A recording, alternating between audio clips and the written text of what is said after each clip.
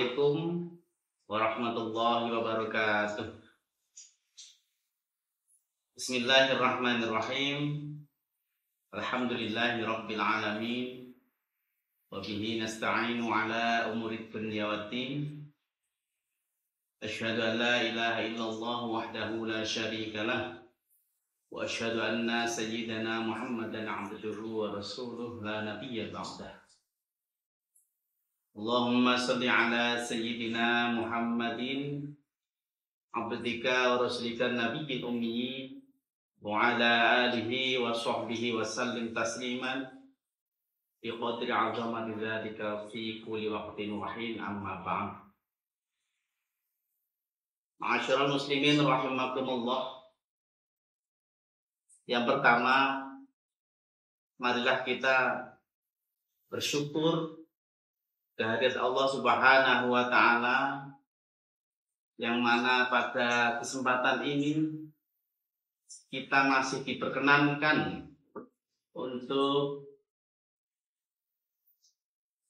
masuk pada salah satu bulan yang dimuliakan oleh Allah Subhanahu wa Ta'ala. Karena tidak semua orang mendapatkan nikmat seperti ini. Ada yang Ramadan hamin 1 bulan tidak diperkenankan oleh Allah Subhanahu wa Ta'ala.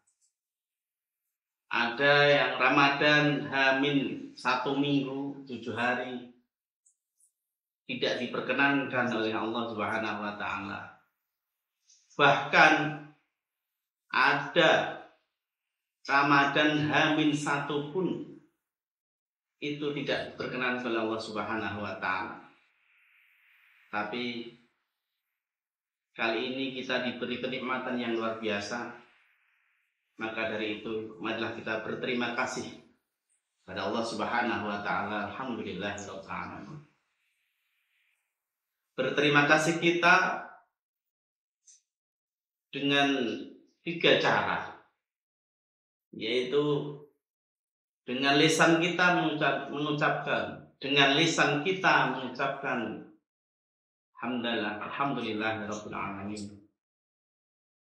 Dengan anggota badan kita ungkapkan rasa terima kasih kita dengan menjalankan ibadah puasa dengan sebaik-baiknya. Dan yang ketiga adalah bil janan, dengan hati kita. Hati kita merasa senang ketika kita masuk pada bulan Ramadan. Dan hal seperti ini tidak mudah. Karena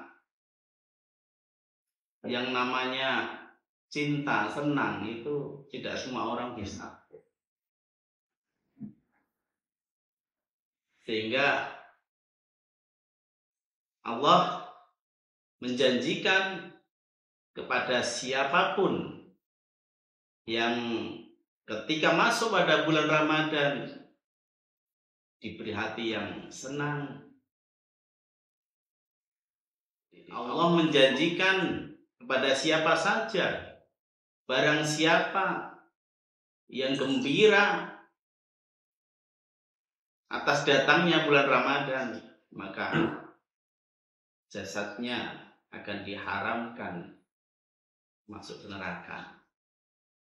Liman fariha bidukhuli Ramadan haramallahu jasadahu 'ala niran. Barang siapa yang gembira atas kedatangan bulan Ramadan, maka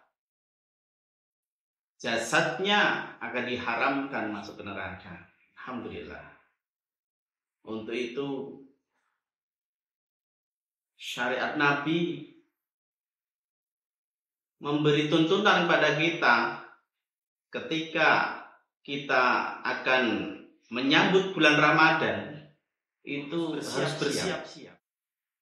Idealnya bersiap-siap untuk menghadapi bulan Ramadan itu adalah 2 bulan sebelum Ramadan tiba. Sehingga Nabi memberi ajaran kepada kita dengan doa yang biasa kita panjatkan. Allahumma barik lana fi Rajab wa Sya'ban wa ballighna Ramadan wafir zuban. Nah ini, jadi ini syariat. Kalau kita analisa 2 bulan sebelum Ramadan, kita agar berdoa kepada Allah, semoga kita diberi keberkahan, sehat, panjang umur di bulan Rajab, diberi keberkahan, sehat, panjang umur pada bulan Sya'ban, dan akhirnya kita diberi kesempatan untuk bertemu di bulan Ramadan. Ma'asyiral muslimin rahimakumullah. Kita ketahui bulan Ramadan ini adalah bulan di mana umat Islam diwajibkan menjalankan ibadah puasa, yaitu menahan diri dari semua hal yang membatalkan puasa dengan niat tertentu, mulai dari terbitnya fajar sampai terbenamnya matahari. Itu yang biasa kita kaji dalam kitab Fathul Qorib atau mungkin kitab fikih dan yang lainnya. Yang Ma'asyiral muslimin rahimakumullah, yang perlu kita pahami di dalam kita melaksanakan ibadah puasa ini ada tingkatan-tingkatan. Ibaratnya ada tangga yang mulai dari bawah naik sampai atas. Sehingga dengan bertambahnya anak tangga berarti bertambah pula kualitas puasa kita. Ada 3 hal tingkatan yang dijelaskan di kitab Ihya dari imam kita Imam Ghazali. Yang pertama, tingkatan orang yang berpuasa adalah puasanya orang awam. Orang awam itu maksudnya apa? Puasa hanya sebatas orang itu menahan diri dari makan, dari minum, dan tidak berhubungan dengan suami istri. Sehingga menurut mereka standar kebatalan puasa itu batas itu. Maka tidak heran ketika orang awam berpuasa itu hanya mendapatkan lapar dan mungkin mereka tidak tahu entah puasa itu diterima Allah. Itu yang pertama. Yang kedua, tingkatan orang yang khos. Jadi orang yang khos atau orang yang soleh itu berpuasanya saja. Jadi begini, Ma'asyiral muslimin rahimakumullah. Tingkatan yang kedua adalah tingkatan puasanya orang khos atau orang soleh. Orang ini bagaimana puasanya? Orang ini dalam berpuasa tidak hanya sebatas menahan makan, minum, dan kumpul sama suami. Tetapi orang ini juga menahan diri dari hal-hal yang bisa merusak pahala kita. Masyarakat muslimin rahimakumullah, ada 5 hal, 5 perkara yang dapat merusak pahalanya orang berpuasa. Sebenarnya puasanya secara syariat tetap, tapi pahalanya tidak. Di kontak raja itu tahu ada 5 hal yang bisa menghilangkan pahalanya orang yang berpuasa. Yang pertama adalah al-ghibah, gosip. Di siang-siang mungkin kondisi lapar dan dahaga orang tersebut melakukan ghibah, maka puasanya kosong pahalanya. Kalau istilah Jawa itu ibarat panen itu gabut. Enak gabut. Gabut itu tidak mantap. Kalau tidak mantap berarti kan hanya kulitnya saja. Kalau hanya kulitnya saja akhirnya ya tidak lain, itu cuma sebagai bahan bakar yang tidak. Ini yang pertama. Ini khusus kaum Hawa biasanya tradisi ghibah, tradisi gosip. Ini mari kita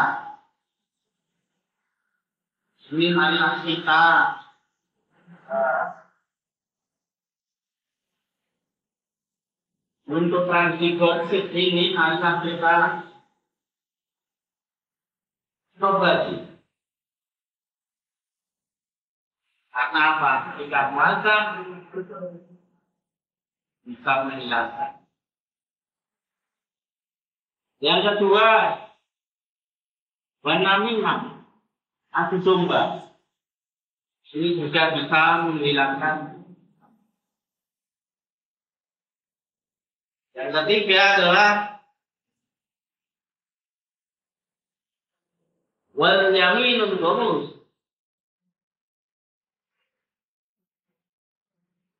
Kalau kita ini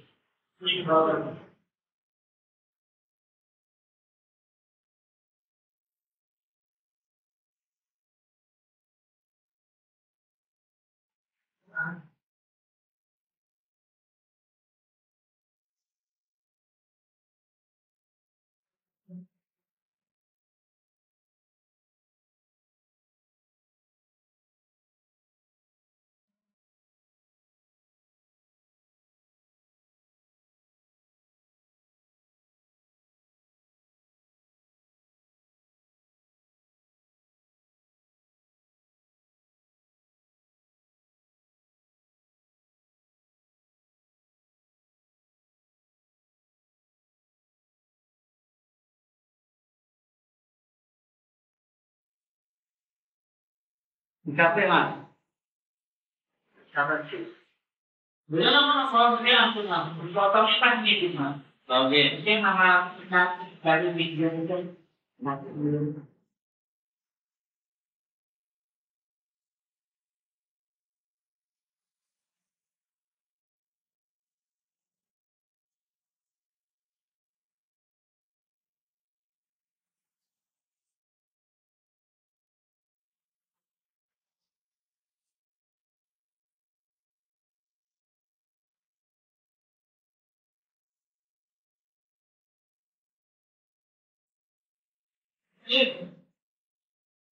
Masyarakat muslimin rahimakumullah. Jadi ada 3 masyarakat muslimin rahimakumullah. Yang kedua adalah wal kibru, yaitu berbohong. Jadi tiang-tiang berpuasa berbohong maka itu paling.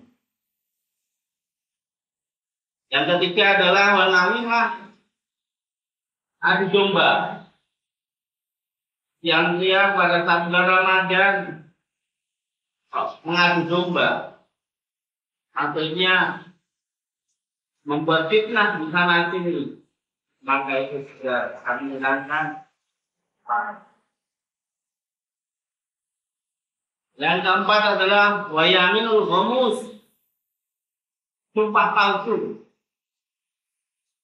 Jadi siang-siang di bulan Ramadan, bersumpah, tapi palsu atau tidak dipati, maka yang dihilangkan. Yang terakhir adalah benar belum bersyahwat, yaitu memandang dengan pandangan yang penuh syahwat. Ini juga bisa menghilangkan pahala terbang. Karena itu catatan pada siapapun, bahkan atau walaupun suami istri. Walaupun suami istri ketika siang-siang bulan Ramadan itu memandang dengan syahwat, tidak bisa menghilangkan pahala puasa. Nanti semuanya tidur siang itu juga hati-hati. Di posisinya diatur jaga jarak. Contoh ketika tidur siang, bapaknya tidur di depan TV, sambil lihat TV, atau sambil pakai kipas angin.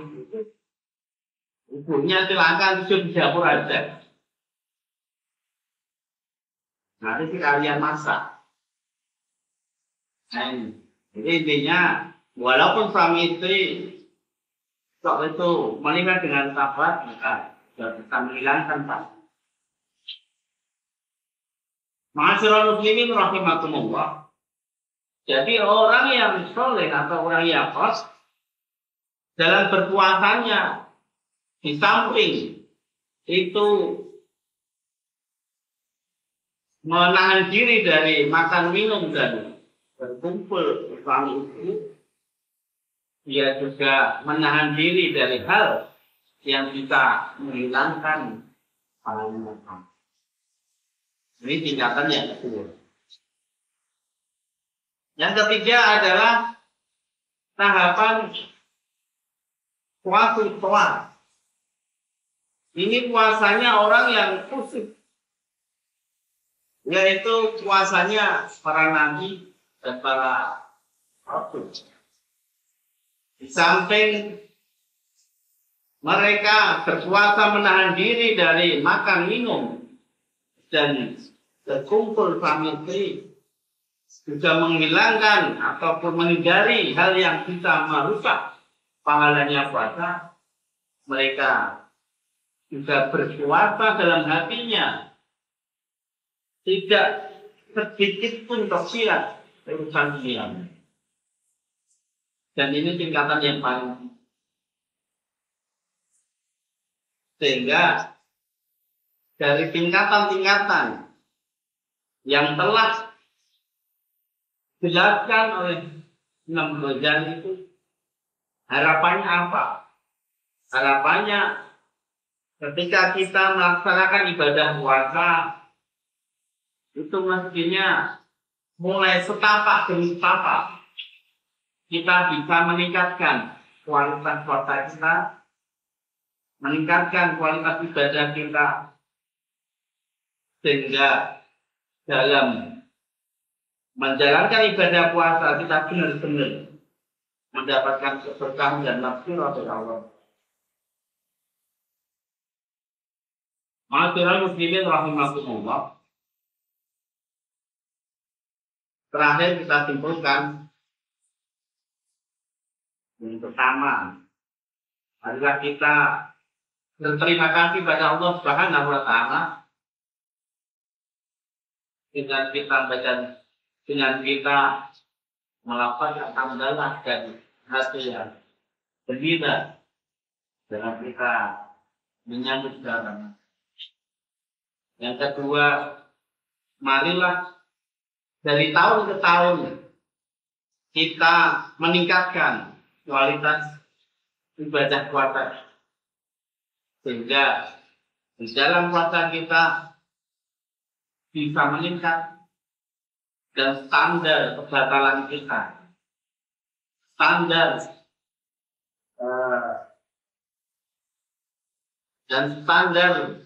kita di dalam mencapai target kualitas puasa disesuaikan dengan tingkat-tingkat yang telah dijelaskan oleh Imam kita. Semoga kita diberi keberkahan, diberi maunan hidayah, kekuatan dari Allah Subhanahu wa taala, sehingga bisa menyempurnakan amal ibadah puasa di tahun ini, sehingga kita menjadikan hamba-hamba Allah yang mendapatkan predikat Idul Fitri sekaligus. Amin. Yang dari saya dan kami mohon maaf. Insya Allah bisa jumpa kembali. Allah nafi. Assalamualaikum warahmatullahi wabarakatuh.